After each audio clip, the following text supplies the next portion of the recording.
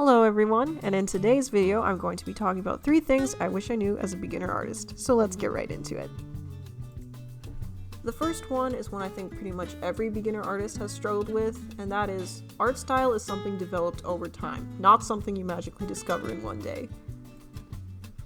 I distinctly remember finding a new way to draw eyes, and then deciding that was how I was going to draw eyes from then on. I thought, once I decided on this style, I could not change it, which is not the case at all. You can't just make one character sheet and decide that this is your style forever and it will never change. I like to compare finding your art style to a baby's personality. As the baby gains new experiences, he begins acting a certain way based on the way people around him act. It's the same with art style. As you continue to study the medium, you'll find elements you like in other people's art and incorporate them into your own. Over time, as you continue to do art studies, your unique style will start to take shape. Additionally, I don't think art style is something you ever stop developing. At this point, I think I have my style down pretty solid, but I doubt it's going to stay exactly the same as I continue to improve and find elements in other artists' work that I like and continue to incorporate those into my own. Just be experimental. I cannot tell you how much my style has changed in the past 3 years. It's kind of insane, honestly. Back in 2022, my art was a lot cleaner. I used more typical line art, but now I don't really do any line art. I just do a very clean sketch over my rough sketch. And I'm pretty happy with this look for now, but who knows, maybe it will change eventually. It just all depends. So don't stress too much about instantly finding your art style, because I can guarantee you that all the other artists you follow online have struggled with that at one point in their life, and they didn't have a distinct style at one point. The second thing I wish I knew is sort of related to the last one. That is, you are allowed to perfect and make changes to your character designs over time.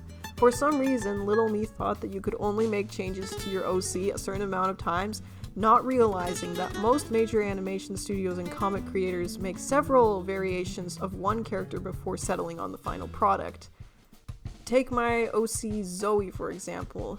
Instead of changing her design whenever I found something I didn't like about it, I would just create a new character to incorporate this new character trait that I thought I wasn't allowed to add on to Zoe, which is very funny, and I've stopped doing that. I've learned that you can alter characters and that is okay.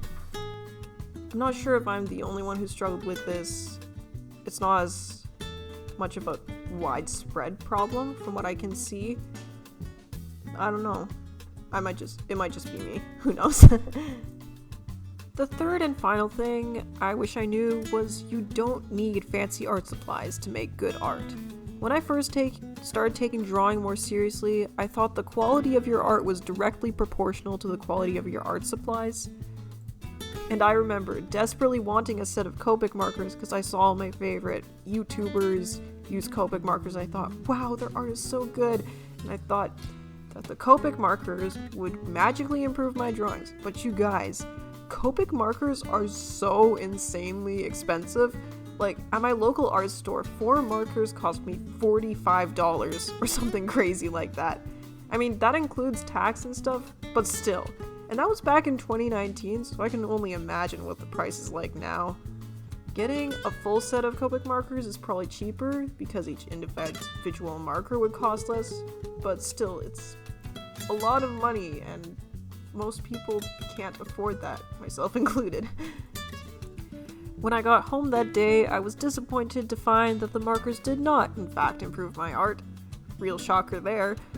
Now, there are other brands of alcohol-based markers that are much more affordable than Copics. I think the best example would be Ohuhu. And to this day, I still use Ohuhu markers. Mostly they're water-based ones, and they're quite good. They're nice quality, fun to use, and not as expensive as Copics. But these days, I mostly just make digital art, which I'd argue is much more affordable than Copics because you can use whatever colors you want and whatever brushes you want for no extra cost, and it's great. But honestly, if you just left me alone in a room with a paper and a pencil, I would be perfectly happy, because that's all I need, really.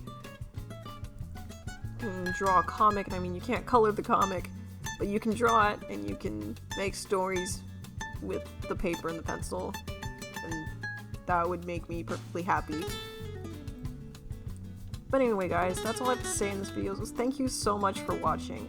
Also, if you're interested in getting to know the character that I've been drawing throughout this whole thing, then feel free to check out my graphic novel. The link for my author's page on Amazon is in the description, and you can find the book there. It's very fun and highly recommend it. You can also follow me on Facebook if you want to see more work from me, or subscribe to me here on YouTube. Thanks again, guys. Bye!